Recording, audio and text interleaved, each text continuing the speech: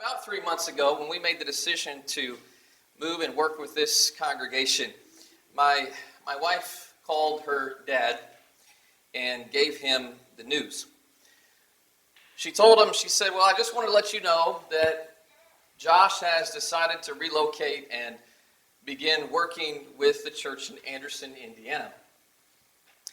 And I asked her, I said, well, what'd your dad say when you got off the phone with him? What did he say about that? And she said, well, he said, Anderson. You're going to Anderson? He said, isn't everybody moving out of Anderson? That's what he said. You know, my first reaction to that was, who does he think he is? You know, he's from Peru, Indiana. And he lives in Kokomo, Indiana. It's not like he's living in the Taj Mahal of Indiana, okay? But my second reaction was, you know what? I'm going to make it my goal. I'm going to show him how God can work.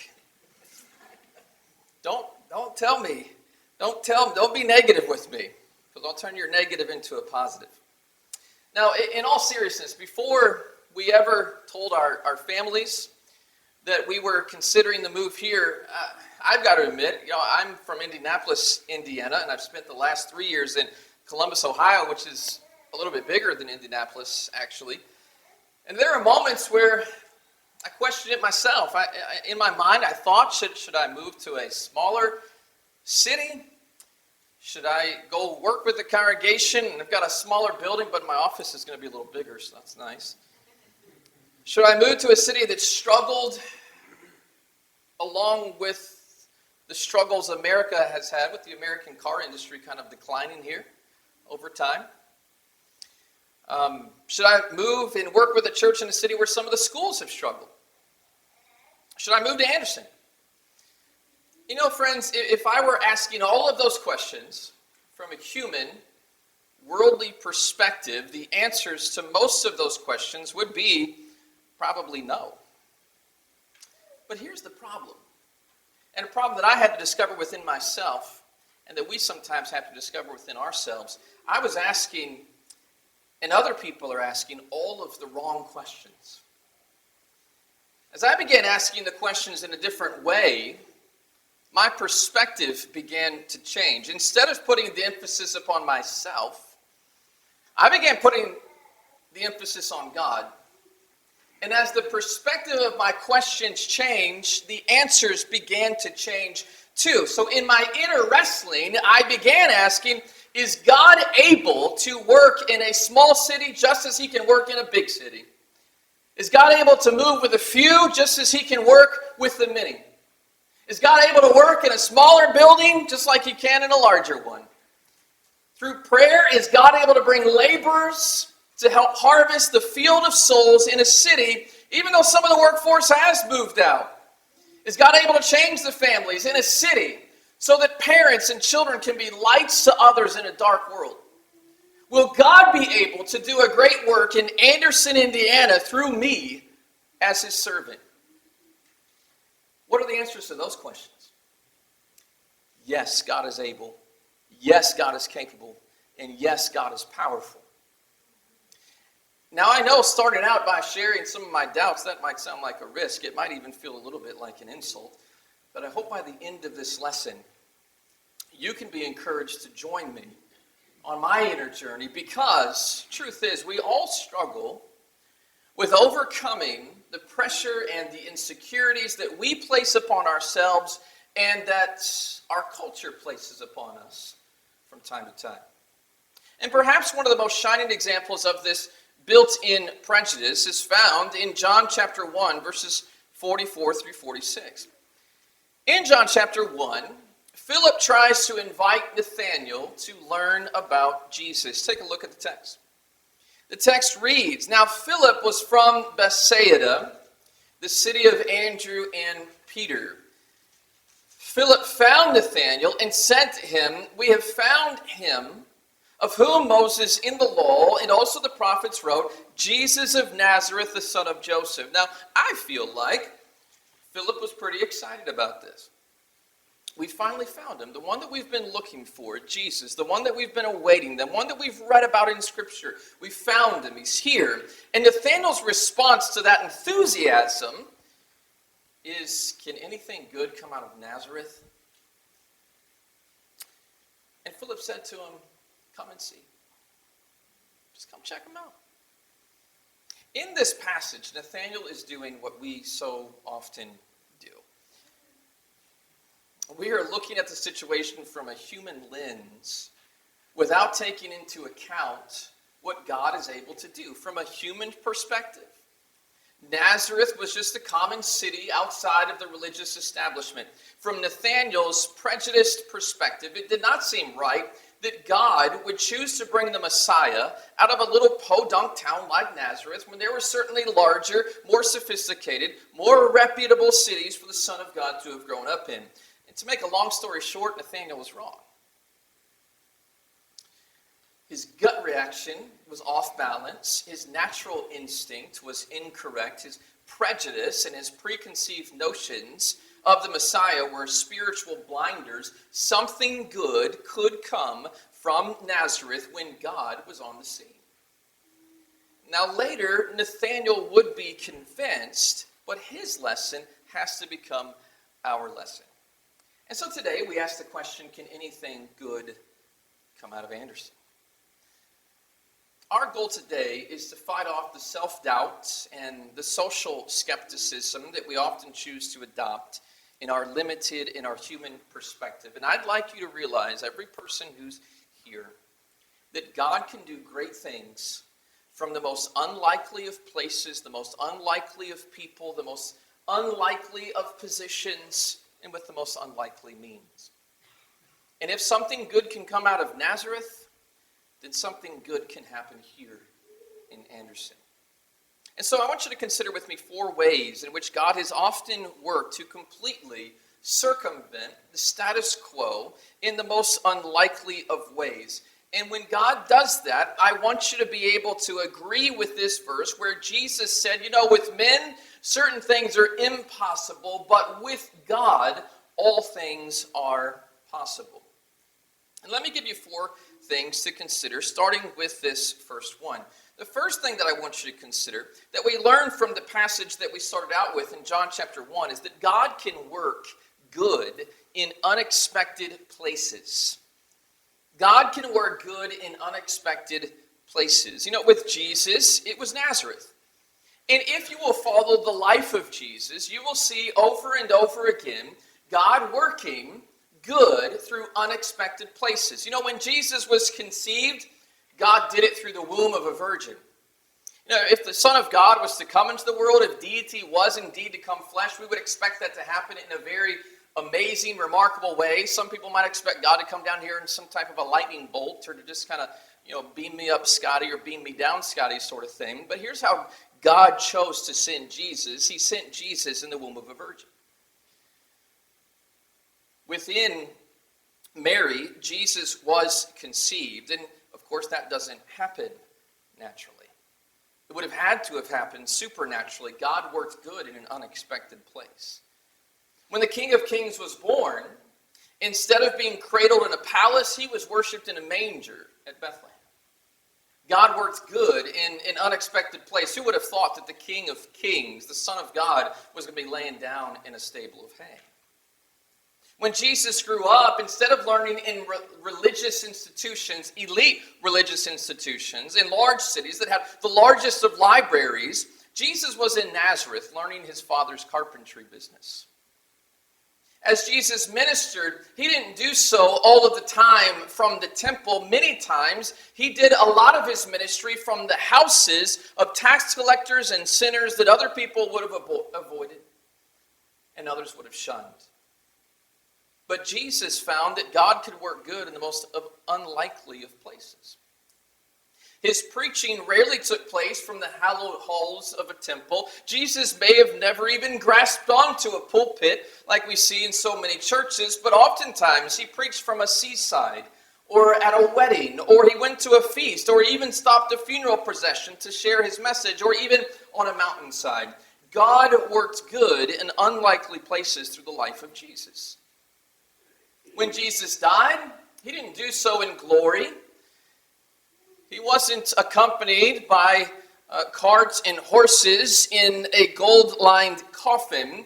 Jesus died humiliated on a wooden cross, and yet God was at work in those places. Time and again, this is the story of how God moves to display his power in Old Covenant history.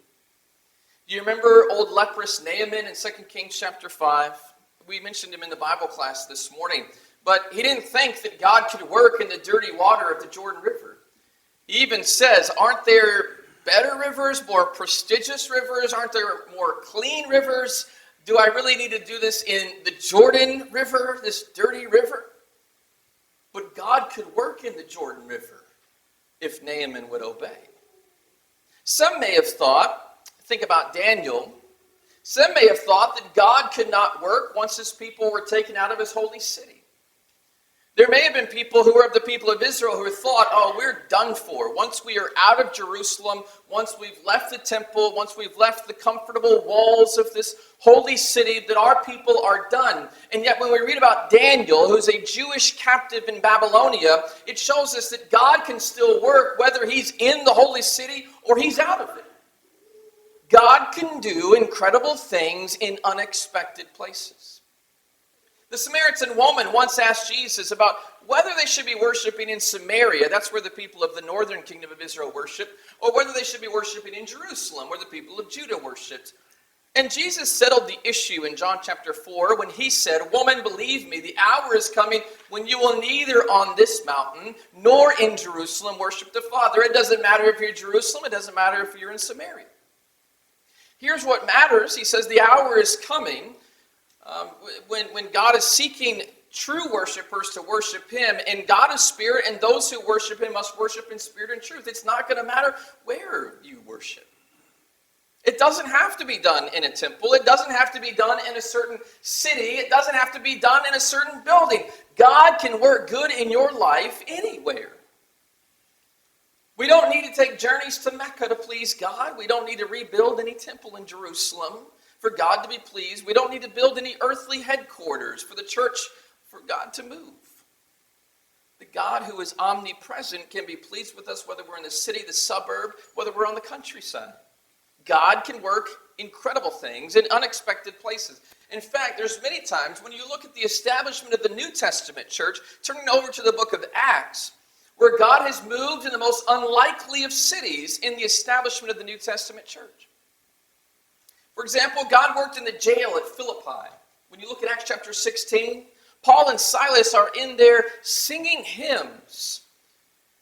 And even though they could have broke out after the earthquake that affected the jail, they stayed right there and they taught the gospel to the very same jailer who had possibly beaten them hours before. And his entire family converts to the Lord. You don't have to be in a church to teach somebody the truth, to share Jesus with somebody. God can work in a jail. And then the next chapter, chapter 17, Paul takes the gospel to Athens, and God moves in a city that Paul describes as wholly given over to idolatry. An idolatrous city, but the people, when Paul begins to preach, needed to learn the Lord of heaven and earth does not dwell in temples made with hands. Now, our God's bigger than that. It was very common among the pagans, among those in this culture and society, build temples to the pagan gods. There were temples for Diana in Ephesus. There were temples for Zeus. There were temples for other gods. And one of the points that Paul makes is that God doesn't have to be located in a temple. Our God's bigger than that. Our God is everywhere. He is anywhere. God is not restrained to just one place. When Paul took the gospel to Corinth, Corinth was an incredibly sinful city. I hear Christians say, oh, the world's just getting so corrupt, it's just getting so sinful. Read about Corinth. It was incredibly sinful. Just because there might be an increasing sinfulness among our culture and an increasing amount of pressure upon Christians to conform to that sinfulness does not mean God can't still work. In Corinth, God was able to move in a city that was so sinful, the pagan leaders had adopted temple prostitutes. Those two words seem to go together. Temple and prostitute. That's the religion of Corinth. And yet the sinfulness of the city of Corinth was not so great that God couldn't work. And then you turn to Acts 19, and Paul takes the gospel to the city of Ephesus. And right there, in a city where people made their livings producing idols of the goddess Diana, the message of God's Son brought people to repentance. God can work in the unlikeliest of places. You may think parts of this city, maybe they're too evil for God to work, but God will prove you wrong. You may think that God will never be able to work on somebody in a corrupt school, but God will make a fool out of you. You may think that God will never get through to anybody at your workplace, but God would dare you to just let him try. You may think that God will never be able to change your home, but God has the power to work in any place if you'll just let God work. Like Jonah, we tend to run away from certain places where we don't think that God can or God should work. But God wanted Jonah in the evil city of Nineveh so God could prove just how powerful he is. The psalmist once wrote, he said, "Where can I go from your spirit? Where can I flee from your presence? If I ascend to heaven, you're there. If I make my bed in hell, behold, you are there. If I take the wings of the morning and dwell in the uttermost parts of the sea, even there your hand shall lead me, your right hand shall hold me." God can work anywhere, even in the unlikeliest of places. A second thing that I want you to understand about God is that God can do good with unexpected people. Not only can he do good in unexpected places, but he can do good with unexpected people. Now, Exhibit A might be Jesus, right? I mean, from the viewpoint of the hometown crowd, Jesus was just the carpenter's son when he was on earth. And yet, that's one of the very things which made the wisdom and the works of Jesus so amazing. He was able, despite growing up in just a humble household with parents who lived in poverty, he was able to enlighten the enlightened. He was able to overpower the empowered, despite the fact he was just the carpenter's son. It was not reason for pause, it was reasonable proof when Jesus did those things. But likewise, how many times has God worked through the most unexpected of people? In Judges chapter 21, I want you to consider a contrast with me for a moment. We're going to contrast King Saul with King David for a moment. And I want you to go back in history with me for a moment and consider this. In the days of the Judges, when you read Judges 21, verse 25, that's the last verse of the entire book. In Judges 21 and verse 25, it says that the people wanted to be like the nations around them in the sense that other nations were ruled by kings, and they didn't have a king. And so it says everyone just did what was right in his own eyes, and so they wanted a king. And so in the days of Samuel, Israel comes up to Samuel and says to him, "Look, you are old." That's hurtful, isn't it? Look, you're old. You're not going to live forever. We want change. And say, "Look, you are old," and this is even more hurtful, "your sons don't walk in your ways." We don't want your sons to be the next judges of Israel. They're not good people. Samuel, despite how good he was, his sons didn't walk in his ways. And so they say, now would be a good time to give us a king. So they say, "Make us a king that judges us like all the nations." And God allowed them to have a king. And the first king selected was King Saul. Now, I want you to notice the list of King Saul's qualifications. In 1 Samuel chapter 9 and verse 2, it says of Saul's father, he had a choice and handsome son whose name was Saul. Choice and handsome. Choice, perhaps, because he was athletic. He was also the son of a military man. It says there was not a more handsome person than he among the children of Israel. From his shoulders upward, he was taller than any of the people. The same thing gets mentioned when you read chapter 10 and verse 23 of 1 Samuel. It says there, they ran and brought him from there, and when he stood among the people, he was taller than any of the people from his shoulders upward. So what are the qualifications from what we see of King Saul from this point? Well, he's got a good dad, he's good looking, and he's tall. Are those really good qualifications for leadership? Sometimes we think because they're tall, they're maybe just naturally talented, they might just be natural leaders. But those petty attributes did not work out so well for Israel's first king. In 1 Samuel 15, he's dethroned. God says, I'm taking you off the throne. I can put you on the throne, and I can take you off of the throne. And so he takes him off. For Israel's second king, God makes a point as he chooses Saul's replacement. He goes to the house of Jesse. You read about it in 1 Samuel chapter 16, so feel free to turn over there with me. We're not going to look at all of the text here up on the screen.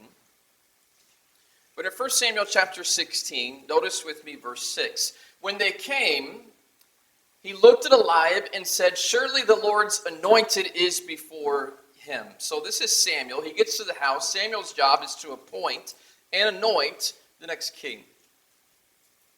And so they get to Eliab, and I have to think that Eliab was older, so he was a little more filled out.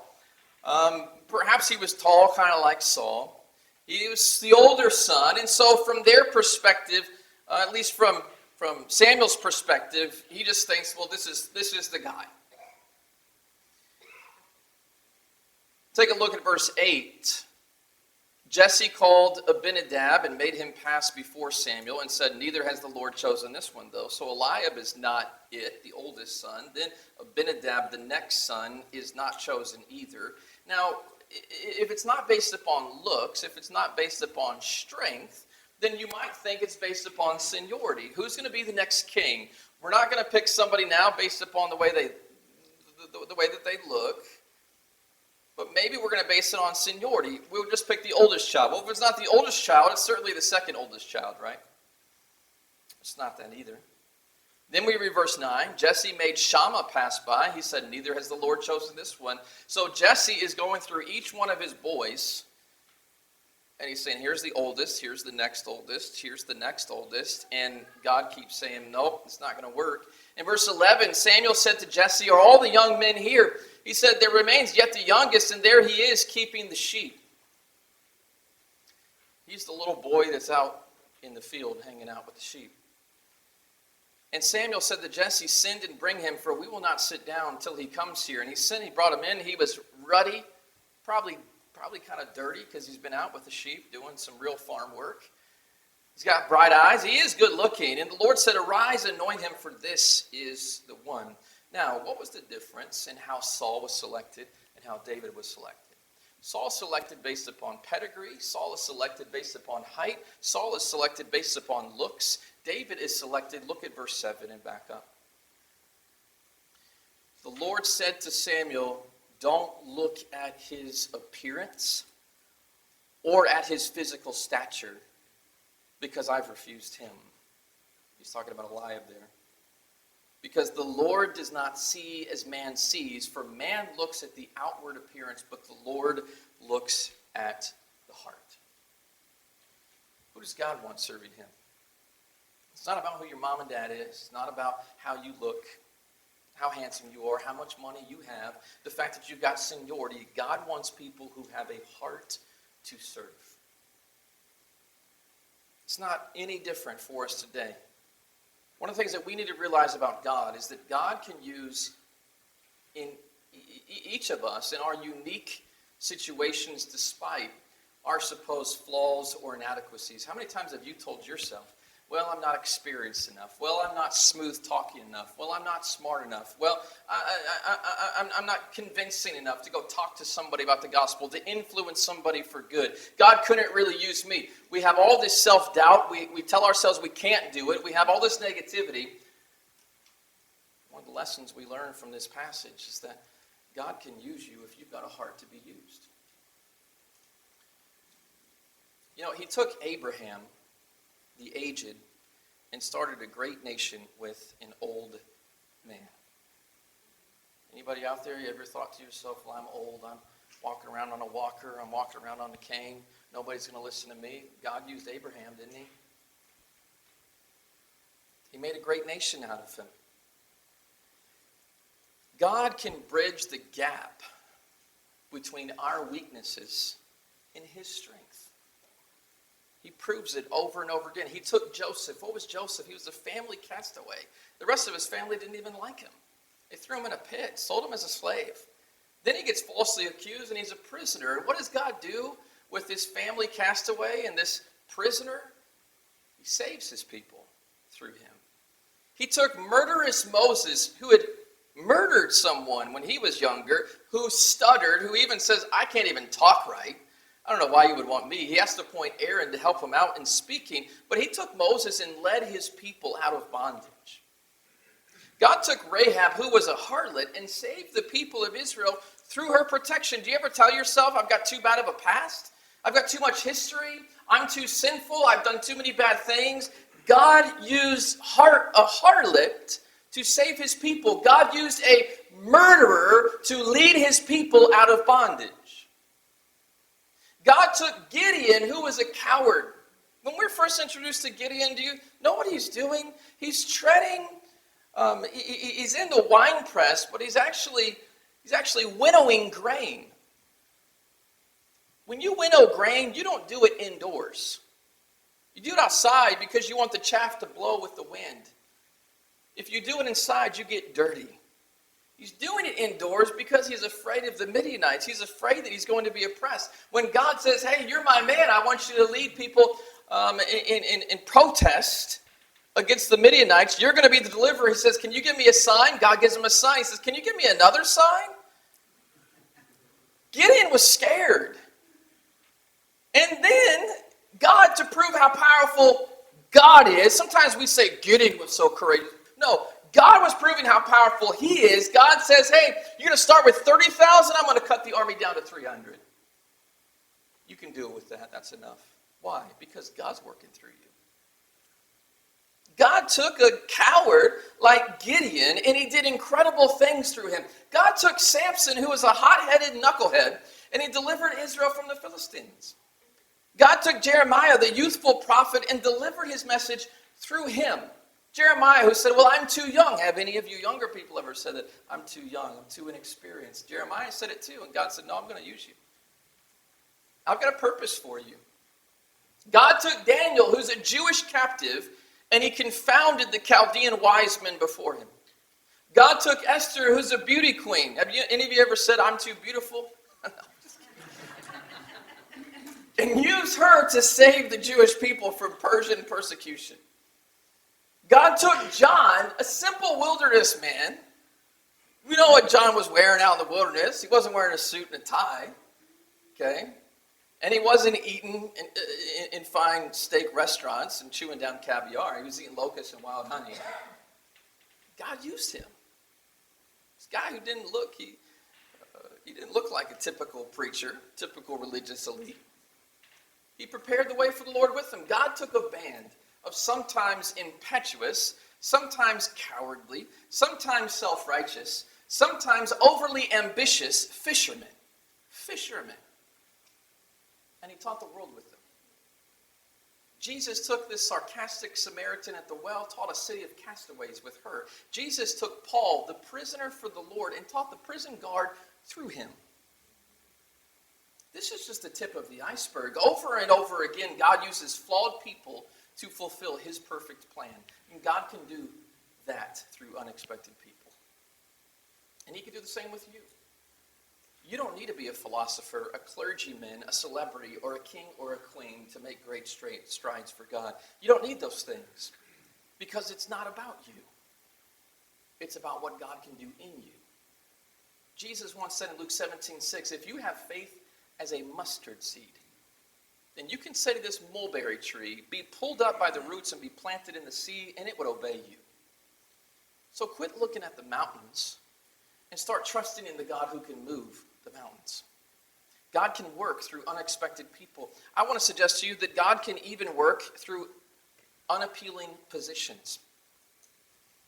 One of the first questions that people ask, and I guarantee you that some of you will ask me this, and I will ask you this as well, probably when we sit down and we have lunch or dinner, a cup of coffee at some point in our lives, and I hope that we do at some point in time so we can get to know one another better. But one of the first questions that we ask when we get to know people, when we talk to people, is there's basically three of them, right? Where did you go to school? I get asked that a lot. Where did you go to school? Where do you work? You all know that, so I don't have to tell you that. And then where do you live? In many cases, we ask those questions because those are status questions. It's how we judge people. The answers to these questions allow people to size you up, to judge you, to determine on the basis of where you went to school, what position you hold in your career, and what neighborhood you live in, what they think about your intelligence and your capabilities and your wealth.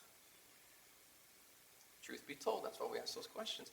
Men may make judgments on the basis of those questions, but God has never been one to put much stock in our earthly positions. When Nathanael ridiculed Jesus coming from Nazareth, he was making a judgment, right? He was questioning his position based on his hometown. When those from Nazareth questioned Jesus and said, "Isn't this just the carpenter's son?" What were they saying? This guy's not from Jerusalem. This guy wasn't taught at the feet of Gamaliel like somebody like a Paul. And by the way, even if you have been taught in those elite institutions, God can use you too. I'm not trying to put down God using you if you're wealthy and well-educated. But I am trying to put down the idea that God can't use you if you're not those things. They questioned Jesus as the carpenter's son because they were questioning whether such a common man could ever hold a high position. And our world does the same thing today. We put a lot of emphasis on the position that a person holds. But I want to suggest to you that God can work through you even if you hold the most lowly position in the crowd. Pharaoh may have had the position, but Moses, God's servant, had the power. King Ahab may have had the earthly position, but God's prophet Elijah had the power. King Nebuchadnezzar may have been the king, but Daniel had the real power. Haman may have had the position, but courageous Queen Esther's people were praying to the true power. The Roman governor Pilate may have held the gavel, but it was God's son who was the real king in that room. The Sanhedrin may have had the position, but God's apostles possessed the true power. The Roman government may have had the position to imprison Paul, but it was God who could empower Paul through the gospel, even in his chains. Never think that your position or your status means God can't do something with you or through you. The story of the Bible is all about how people who weren't in position, God empowered them to do great things. God can use ditch diggers to teach company CEOs. God can use little children to teach their grandparents. God can use a Walmart greeter to bring people to Christ. God can use a prisoner to change the inmates. God can use us despite the fact we may be in unappealing positions. The last thing I want you to see is that God can work good through unexpected processes. Final point that we want to make as we answer this question, can anything good come out of Anderson? Do you think something good can come out of here yet? I don't even get to the last point, do I? Do you think something good can come out of here? Yes. Last question is that the last point we want to make is that God can work through unexpected means and processes. Sometimes we don't know how God is going to work, and we can't anticipate what those means and what those processes might be. I got to a point when I was preaching in Kokomo where I got really tired of the bulletins sitting around on the pews after I got done. I thought, I work all week on this article and people just leave them on the pews. Got to the point where I thought, what am I doing all this work for? I might as well just quit doing the bulletin. One day I wrote an article and a bulletin was inspired by a person that owned a little juice shop down the street that I went and visited, a little organic juice shop.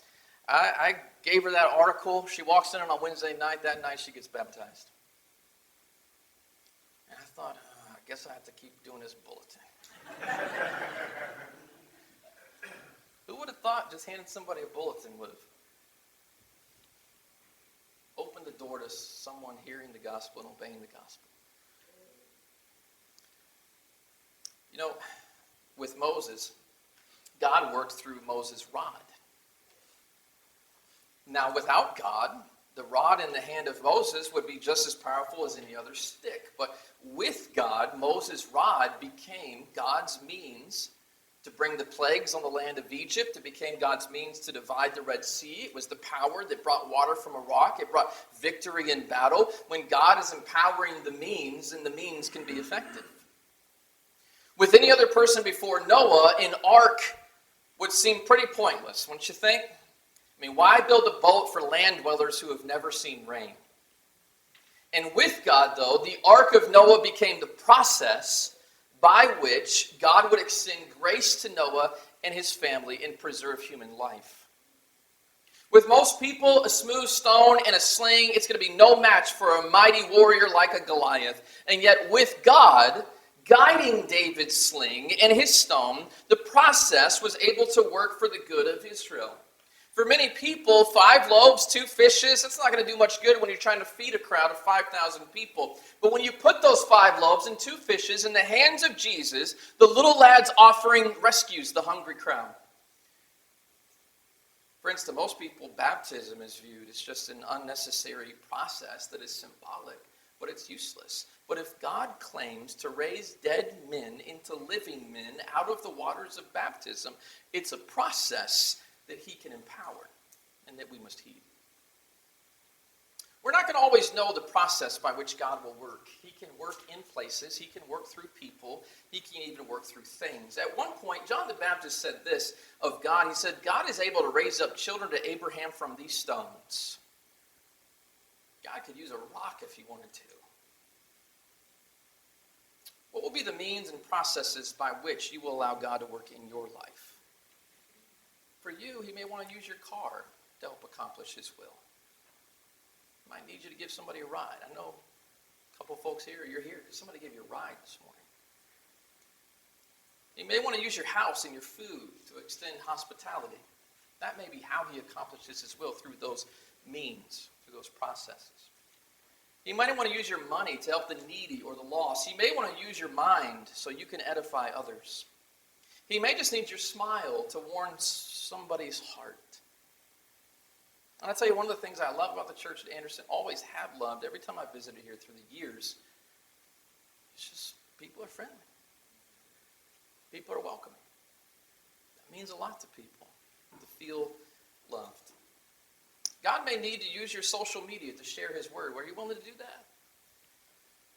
He's certainly going to ask you to use your body to fulfill his will. He's going to need your feet to go at some point. He's going to need your ears to listen to somebody at some point. He's going to need your heart to receive. He's going to need your mouth to speak. Will you let God use whatever processes and means that are available to you for his purposes? If so, then yes, good things are going to come out of Anderson. Well, let's wrap this up. Let's tie everything together in Jesus. Okay? Jesus, I'm not keeping up with the PowerPoint, so I'm sorry. There we go. You know, God's ultimate work of redemption through Jesus is a beautiful picture, I think, of what we're trying to explain here. God worked in an unlikely place to bring about redemption. Right here, planet Earth.